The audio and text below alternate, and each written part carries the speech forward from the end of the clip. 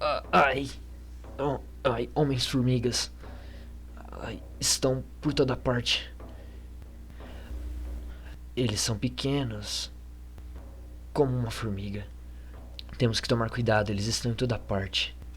O lugar de onde eles vieram já não existe mais. Era uma fábrica. Ela tinha muitos deles dentro de aquários.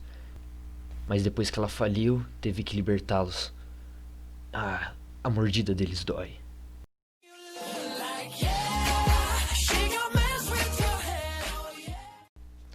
Tá, eu já entendi. Nossa, Arthur BR, por que você tá falando sobre algo de terror, sendo que a gente já saiu da Semana do Terror? Calma aí, meu jovem coleguinha um pouco mais desanimado. Não se preocupe, eu sei que a gente já saiu da Semana do Terror, pois não é mais Halloween, nem aqui nem na... Ok. Eu sei que aqui não é mais Halloween, mas há um tempo atrás, bem recentemente, foi Sexta-feira 13, algo que definitivamente não acontece todo dia. Se eu não me engano, são quase 2 vezes por ano, o que é bem especial, certo? Certo. E por ter caído tão perto do Halloween, é óbvio que eu iria estender o lance de terror para mais pra frente, certo? Tudo bem. E tentando sair um pouco aí do padrão de que seria falar sobre algo de terror, como muitos canais por aí, eu poderia simplesmente falar sobre o top 10 filmes de terror da minha vida, o que seria algo interessante, já que o público no geral ainda não me conhece direito. Seria legal pra me conhecer, mas não é isso que eu vou fazer. Que tal vocês me conhecerem por algo ainda mais autoral, eu acho. Nem tanto. Quer dizer, nada autoral, mas que tal? Observem. Que tal, em vez de eu falar sobre o que já é de costume, zumbis, fantasmas, serial killers, que tal eu falar sobre uma previsão aterrorizadora? Pois é. Bem, eu já queria falar de Marvel há um tempo. Sempre que eu jogava Fortnite aí nas minhas lives no sitinho roxo, que a propósito você pode ir lá seguir, tá no primeiro comentário fixado, obrigado, vai lá.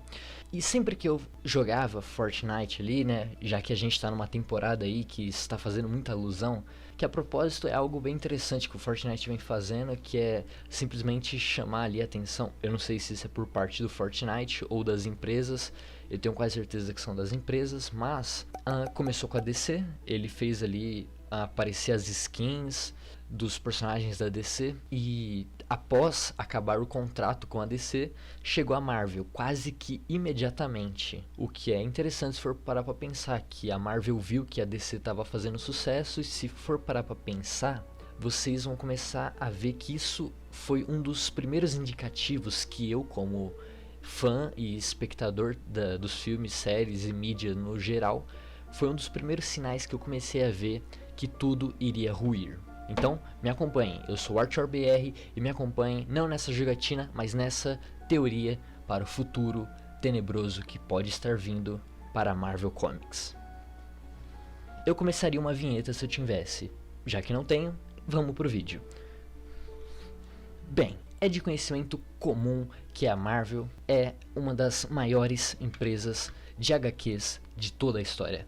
Mas temos que saber que a Marvel hoje em dia é muito mais conceituada pela nova geração por conta, obviamente, dos filmes que chegaram, o que não era tão bem verdade antigamente. Se a gente for parar pra pensar há 20 anos atrás, a DC definitivamente era maior e melhor do que a Marvel, pelo menos na visão do pessoal. Apesar de ambas serem bastante conceituadas, a DC geralmente ficava na frente, com quadrinhos, histórias e sagas. Lembrando que essa coisa de sagas começou com a DC na Crise das Infinitas Terras. Mas tudo bem, antes de eu querer me apressar, porque a gente não vê um pouco de como tudo isso aconteceu, e a gente vê desde o começo o que foram exatamente essas tais eras que o pessoal sempre fala quando vem falar de quadrinhos. Obviamente, a era mais famosa é a Era de Ouro, a Era de Prata e a Era de Bronze. Simplesmente é mais conhecida porque é mais fácil de lembrar. Mas existem algumas outras que é Era de Platina, que veio antes da Era de Ouro. A Era de Ouro, obviamente, a de Prata, a de Bronze e finalmente, a mais merda, a Era Moderna, que é onde a gente estamos nesse exato momento. E de quebra, além de eu falar um pouco do futuro da Marvel Studios, eu vou falar um pouco do futuro da Marvel Comics e das comics no geral. Vamos lá. Eu fiz 2 introduções, é isso? Ok. Tá, então vamos lá. 3, olha só.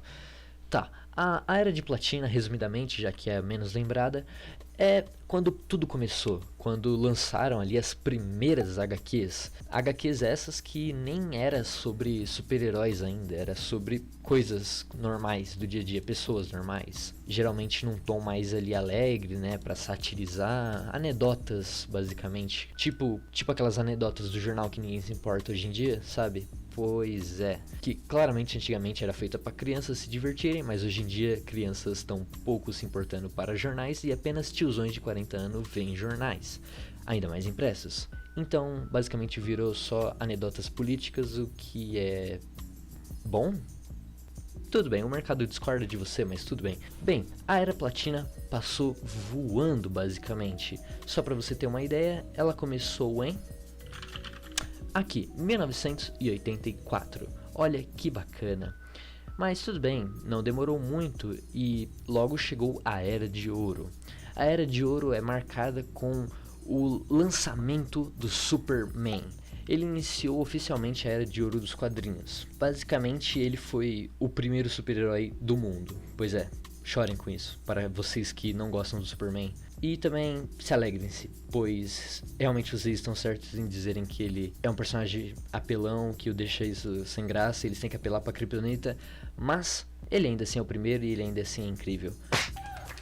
E tudo bem, acho que a gente pode falar agora um pouco sobre os personagens que foram criados aí, por mais que ninguém se importa. Bem, obviamente o Superman foi ele que iniciou tudo isso, mas teve um que é extremamente importante. Mas antes de falar, eu vou falar alguns menos importantes, tipo Mulher Maravilha, Aquaman, Capitão Marvel. Pois é, Capitão Marvel veio primeiro. Chorem, Minas. E olha só, um super importante que a gente precisa falar é o Capitão América. Oh, Capitão América, o brilho Capitão América. Mas espera, ele não é da DC Comics? Certo. E por que ele é tão importante? Bem, na verdade ele é importante apenas porque ele deu o boom principal. Claro que já tinha começado com o Namor, que também não é da DC, mas ele foi o que finalmente deu o boom do que seria futuramente a Marvel. Que a propósito, naquela época se chamava Timely Comics, segundo o nosso querido Google Tradutor. Incrível. Mas tudo bem, essa empresa ela começou exatamente na época da guerra, o que é exatamente quando começou a Segunda Guerra Mundial, o que é interessante, que os personagens deles sempre eram extremamente patriotas e lutavam ali contra os nazistas e eram extremamente patriotas, que representavam o melhor do homem em seu bom estado. E tudo bem. Uma coisa que o pessoal adora falar que foi o que acabou com a Era de Ouro foi a entrada no jogo da Comics Code Authority, que nada mais era do que uma forma de censurar os conteúdos dos quadrinhos americanos. É o que o pessoal sempre fala, mas eu tenho uma visão que, tudo bem, talvez até isso tenha tido a intensidade que o pessoal fala, mas a Era de Ouro acaba exatamente quando acaba a Segunda Guerra Mundial, lá em 45. E se for parar pra pensar, o que estava acontecendo nessa época? Obviamente, a Segunda Guerra Mundial acabou, um marco na história, e as crianças que antigamente gostavam de super-heróis, né, que eram homens em seu maior estado, né, homens ali com grandezas, com forças inabaláveis, naquele momento elas veem que os homens ganharam na vida real, né, os homens venceram a guerra. Então eles começam a se inspirar muito mais em figuras reais do que em quadrinhos e acabam saindo das mídias dos quadrinhos por conta disso. Isso eu nunca vi ninguém falando sobre isso, talvez até já tenham especulado, mas na minha opinião é o que faz mais sentido do que ter entrado o Comics Code Authority para ter influenciado, sabe? De que as crianças começaram a se inspirar mais em figuras reais do que em quadrinhos e começaram a sair. Com isso, a Era de Ouro se encerra, porque dezenas de milhares de crianças param de querer se interessar por quadrinhos e param de comprar as HQs. Com isso, tem um declínio nas vendas, definitivamente.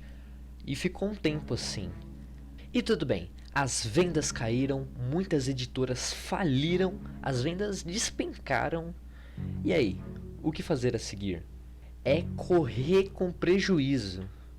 E foi exatamente o que eles fizeram. Nós então entramos agora nos anos 50. Ficamos aí em 5 anos de, digamos, recessão quadrinística. Tá, isso foi horrível.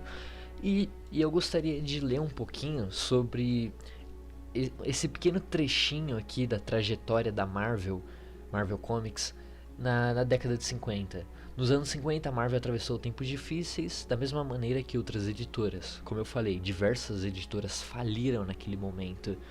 Vai saber quantas boas histórias perdemos aí, né, se elas tivessem continuado.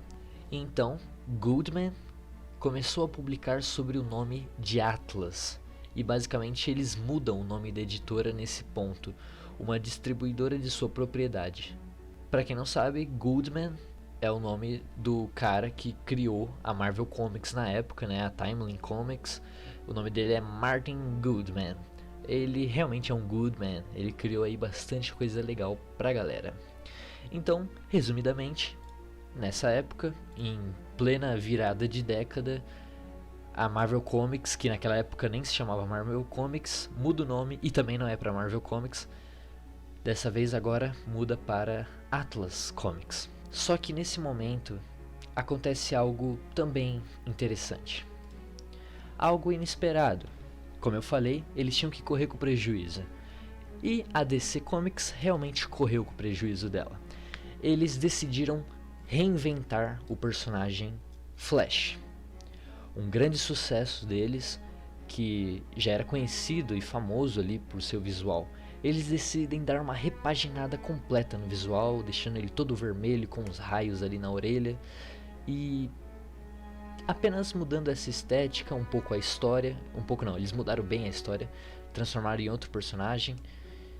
Isso fez chamar mais público de alguma forma, ninguém sabe exatamente como, mas tipo assim, ninguém sabe como isso aconteceu, mas os iniciados sabem que na verdade o Flash, né, ele fez ali aquela viagem no tempo padrão, né, fez umas alterações ali e tal, meio Exterminador do Futuro, e voltou aí para uma era de prata, que se começava a se remontar, tijolinho por tijolinho esse castelo ia crescendo novamente, para não formar um império tão grande quanto a Era de Ouro, mas grande bastante para dar início a uma nova era. Se vocês forem parar para pensar, as eras nunca voltaram a ser o que eram. E lá por 1970 volta a cair a Era de Prata. Era inevitável, mas antes que a gente parte para a Era de Bronze, vamos falar um pouco do que aconteceu na Era de Prata, que definitivamente foi a era onde teve o maior boom de criatividade e o maior reconhecimento de artistas.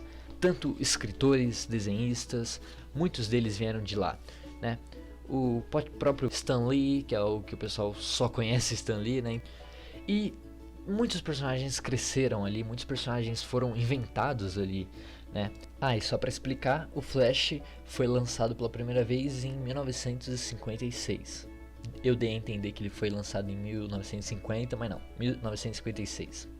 E nessa época, na Era de Prata, tem uma coisa muito interessante também, que além de criarem muitos mais personagens, que realmente começou ali uma corrida desenvolvencionista para HQs, né, entre as duas grandes potências de comics, né, uma tentando ser melhor do que a outra em tramas, em história, principalmente em variedade de personagens e poderes diferentes, né. O Stan Lee era o mestre de fazer isso, né? Ele desenhava, um personagem não estava indo muito bem. Ele troca o cabelo, deixa o cabelo mais arrebitado, mais arrepiado, de uma cor diferente. Pronto, aumenta a saturação, vendeu. Deixa ele com um poder aí um pouco diferente, um pouquinho mais de brilho. Pronto, vendeu. Então, pequenas mudanças para parecer um personagem diferente, mas é o mesmo personagem. Essas coisas começaram a ficar comuns. Claro que teve muita reciclagem e esse tipo de coisa, mas tudo bem.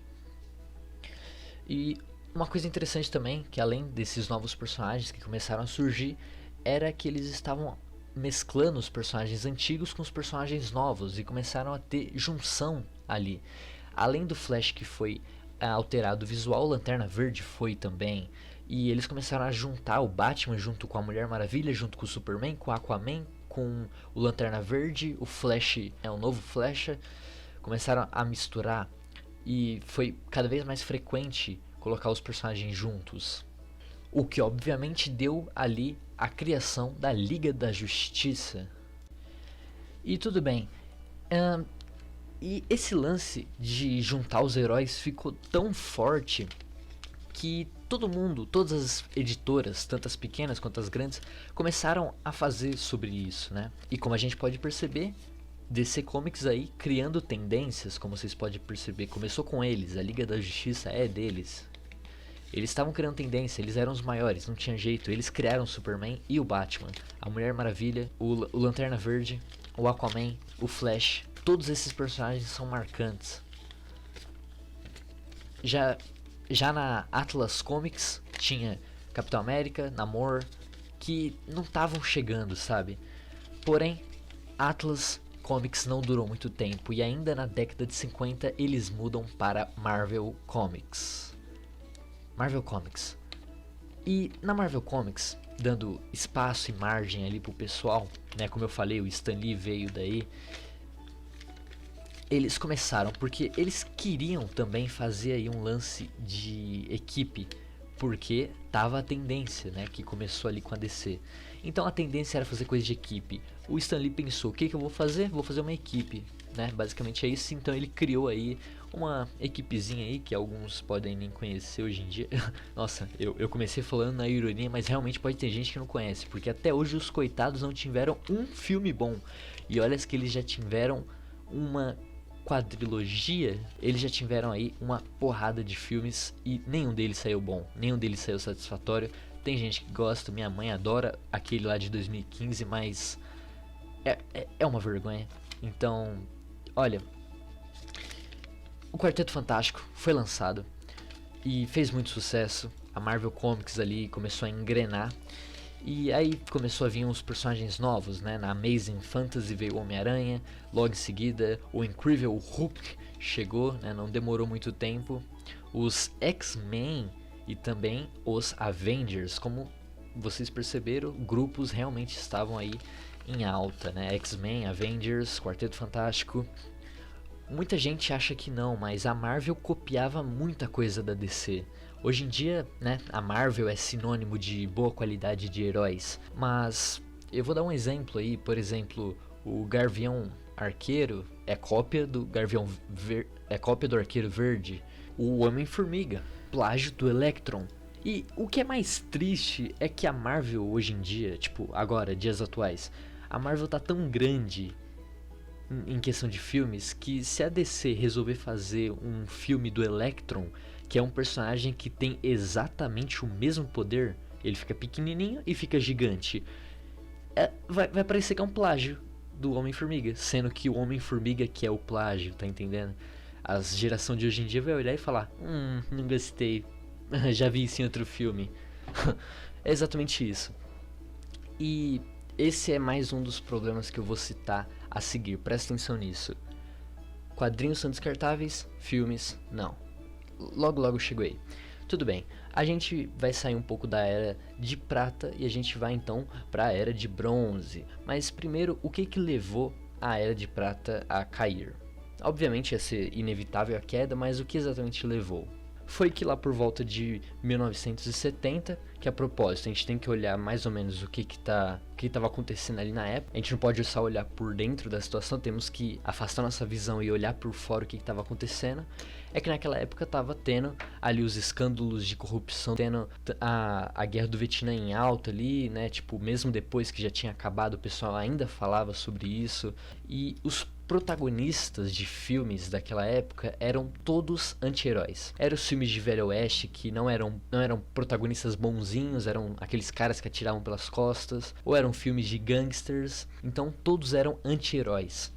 Isso refletia muito no que estava acontecendo, que a propósito isso Isso é material que eu peguei de um documentário de Star Wars que falava sobre isso e o que levou o George Lucas a fazer a sua ópera espacial, numa época onde as pessoas não gostavam disso. E a gente vai perceber que lá em 1977, que foi quando lançou o primeiro Star Wars, foi quando esse lance da idolatria aos anti-heróis e as histórias mais sombrias que acabou, entre aspas, acabou, e começou ali uma fascinação mais pela ficção científica. Porém, ali em ponto 1970, as histórias de quadrinho de super-heróis começaram a abaixar um pouco ali na venda, no lucro, e as histórias mais sombrias, histórias de terror, foi começando a aparecer. Histórias ali um pouco mais macabras, um pouco mais soturnas, um pouco mais sombrias, foi se tornando cada vez mais comum, enquanto os super-heróis bonzinhos e amáveis foi diminuindo em vendas. Livre mercado. E tudo bem, a Era de Prata já estava condenada, e se empresas e editoras não fizessem isso, elas também estariam condenadas. Os primeiros que viram isso, obviamente, foi a empresa nova, porque sempre é assim, né? Temos uma empresa na liderança há muito tempo, que é a DC, que é uma empresa onde faz ali as tendências do momento, mas que geralmente é superada por uma empresa nova que tem visões aí do que a garotada tá gostando hoje em dia. E foi exatamente o que aconteceu. Isso acontece até hoje aí com determinadas empresas, geralmente de jogos, filmes, mas nessa época era nos quadrinhos. Foi a mesma coisa que aconteceu. A DC continuava fazendo ali a Liga da Justiça, Superman, Batman, Mulher Maravilha, Flecha, e a Marvel veio ali com uma nova inovação em 1973, que pra mim é quando começa a Era de Bronze. A Era de Bronze é extremamente discutida aí entre a galera sobre quando exatamente ela começou. Na minha opinião, foi em 1973, com a morte da Gwen Stacy, que pra quem não sabe, quase todo mundo, é a namorada do Homem-Aranha, que a gente pôde ver ela morrendo naquele filme, naquele fracasso, naquela colagem de imagens que foi ali da Sony há um tempo atrás. O espetacular alguma coisa. O emo espetacular, é isso. Mas na época dos quadrinhos isso foi um baque muito maior. A morte da Gwen Stacy foi algo que abalou as estruturas ali do mundo dos quadrinhos. Foi quando as crianças que estavam lendo já estavam começando a ficar entediadas e aos poucos estavam trocando as histórias super-heróicas, as histórias com finais felizes, para histórias de terror, histórias macabras, sangrentas, histórias de Velho Oeste. Só que aquela história em quadrinho específica não foi tão feliz assim. Apesar de eles terem colocado bem um spoiler na capa, né, o que eu acho que é uma coisa engraçada hoje em dia, a gente vê que eles colocavam o plot final na capa para chamar a atenção, o que é interessante, faz sentido, tipo, a gente entende por que eles faziam isso, né, que é para chamar a atenção, mas não deixa de ser bizarro. Não deixa de ser bizarro eles colocarem o plot do final da história na capa. Mas, bem, como tá no título, a morte da Gwen Stacy, a morte da namorada do Homem-Aranha. Ela morre e isso mostra para as crianças que tudo pode acontecer, apesar de a gente saber que, né, o herói não morre no final da história. Aquilo mostrava que as coisas poderiam acontecer. Foi a quebra da ingenuidade ali das crianças. Foi a destruição do que elas achavam que era um super-herói que estava no controle da situação. Isso foi para chamar atenção, obviamente, para fazer um contraste, tipo assim, ei, não vá para histórias sangrentas e macabras, de histórias tensas, venha para cá, continue aqui, a gente também tem histórias tensas. Isso com forma de chamar atenção, para não deixar a indústria morrer, e deu certo. Isso acabou dando início a uma nova era, colocando mais alguns tijolos no castelo, tentando reconstruir o que um dia foi a Era de Ouro. A Era de Bronze, que é um pico ainda mais baixo, como eu falei, nunca volta ao status quo que era a outra era. A Era de Bronze é uma mistura, uma junção da Era de Ouro com a Era de Prata. A Era de Bronze é conhecida por essas mudanças do que era antigamente a indústria. E a Marvel viu que deu extremamente certo com o Homem-Aranha e começaram a fazer também. Fizeram isso também com a Jean Grey, que é dos X-Men, ela também morreu. E com a Elektra, que morreu ali de uma forma macabra também, né? Quer dizer, não macabra para os dias atuais, macabras para a época. Isso certamente mudaria a indústria para sempre. Ela não seria mais tão heróica, divina, retratando os super-heróis como pessoas divinas. Eles seriam retratados como pessoas com superpoderes, mas que não são isentas de falhas. E se essas falhas forem muito bruscas, muito erradas, podem resultar na morte, tanto de amigos quanto de pessoas. E era isso que essa nova era trazia uma maturidade extra para as histórias. E aí começou a ir numa aceleração imensa. A Marvel já estava na frente da DC ali, tipo assim, não em vendas, mas em, entre aspas, inovações. Começaram a trazer histórias muito mais sangrentas, com personagens mais violentos, tipo o Wolverine, né? Que é literalmente um cara que o único poder é ter várias facas presas no punho. Pois é, desculpa acabar com a magia, mas é exatamente isso. Aí depois, quando eles estavam ali já enviando os quadrinhos pra loja, perceberam que ele não tinha poder e inventaram que ele tem invencibilidade. Desculpa falar, mas é a verdade. E o Justiceiro, que é nada mais nada menos do que um assassino por aluguel. Aceitem, ter uma caveira, ter uma camiseta de caveira não o torna menos legal. Já diria o Cid do Toy Story. E também esse cara, que todo mundo acha que é o Cid. E esse outro cara, que o pessoal também acha que é o Cid. Nossa, mas parece que na Pixar só tem o Cid de camiseta assim. Por que ninguém nunca pensou que isso aí pode ser uma versão alternativa Ultimate do Justiceiro que morreu jovem? Tá, enfim. E tudo bem, aí então nessa época também veio aí um dos melhores personagens de todos, que é o Conan, o Bárbaro. Não é o menor personagem de todos? Eu tô no universo Ultimate com certeza. Tá, mas vieram alguns outros também, tipo o Monstro do Pântano, ninguém se importa. O Caveira em Chamas, como que é o nome dele? Tem moto no nome dele. É bizarro isso. O motoqueiro fantasma, eu fico pensando se fosse uma bike, seria motociclista fantasma ou automobilista? Eu não sei. Ciclista fantasma. Não tem o mesmo charme, não é? Que tal a mini motocross fantasma? Que tal o mini motocross fantasma? Tá, deixa pra lá. Acho que eu não seria um bom escritor de quadrinhos. Apesar de ter umas ideias. Quem sabe um dia. Tudo bem, e é nesse momento que as coisas começam a ficar críticas ali, tá? Mas, de qualquer forma, tudo bem. Olha, todo mundo sabe que... Eu vou dar um exemplo simples aqui. O Cartoon Network, ele tinha criado um canal um tempo atrás chamado Boomerang. O Boomerang, ele veio com a ideia de passar desenhos antigos lá nos Estados Unidos, o que é ótimo, né? Todo mundo gosta de desenhos antigos, ou pelo menos deveriam gostar. Tipo, os Flintstones, os Jacksons, Pica-Pau, Tom e Jerry, Marcha e Urso. E, obviamente, eles fizeram tanto sucesso que eles tinham que vir pra América Latina. Porém, adivinhem só, o povo da América Latina não gostou, ou pelo menos não assistia, né? Não deram audiência. Enfim, o canal tava falindo. O Cartoon Network decidiu simplesmente fazer o que qualquer pessoa, qualquer investidor sensato faria. Eles viram que estavam perdendo dinheiro, então eles decidiram que eles iriam reinventar o canal, colocar novos programas, novas coisas, focado em um público extremamente amplo e nada específico. E, obviamente, focando no tipo de público mais impressionável possível. Os adolescentes. Pois é, a Marvel caiu nesse golpe também. Os quadrinhos já não estavam sendo tão populares com as crianças, pois ou eles ficavam na mesma fórmula super-heróica e finais felizes, o que iria afastar as pessoas no geral, ou eles iriam ali tentar pegar aqueles que já estavam crescendo, que já iriam gostar mais das histórias um pouco mais pesadas e mais complexas, identificáveis. Então começaram a criar aí os grupinhos jovens, tipo os Novos Mutantes, os Novos X-Men e... eu não sei, eles só pegaram novos e colocaram. Tanto que, eu não sei se foi dessa época, mas existe os Novos Vingadores, os Novos Quarteto Fantástico... Não, acho que esse não existe não. Os Novos Titãs também, né? Eu não sei se é dessa época, mas tá valendo. E aquilo que você vê em qualquer site que fala sobre as eras dos quadrinhos é que o salto de maturidade se elevou bastante nessa época, em que os escritores conseguiam se concentrar ali em fazer histórias mais complexas, e como os personagens, os heróis eram com um pouco de falhas, né? Não eram isentos de falhas, eles eram mais identificáveis com o público, né? Porque adolescente faz muitos erros, como a gente bem sabe, e nada melhor do que acabar ensinando ali algumas lições enquanto ele se identifica.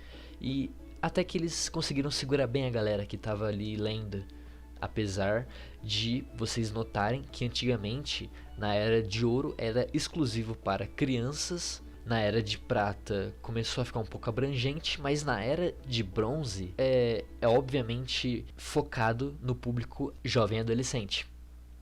O que é uma tendência que aos poucos iria se mostrar totalmente autodestrutiva, pois, como a gente bem sabe, crianças e adolescentes crescem, mas se você tenta acompanhá-los, vamos fazer um gráfico aqui. Você faz histórias para esse tipo de público, porém você já descarta as crianças que não vão mais se interessar por isso, ou não leriam isso, de qualquer forma. Só que você continua querendo pegar esse mesmo público. Os adolescentes vão crescer, obviamente, e vão se transformar em adultos, eu espero, né? Mas todo adulto tem sempre uma mente de criança. Tá aí meu pai que não me deixa mentir. Mas então eles querem adaptar essas histórias para os adultos e vão cada vez mais mudando o estilo de narrativas, complexidades e dizeres. Até que você percebe que as histórias são super profundas e complexas e filosóficas destinadas a adultos e as crianças obviamente não se interessam, não se importam e acaba... vamos lá, vai, você sabe. Acaba não renovando o público, meus amigos. Pois é. Mas eu chego lá.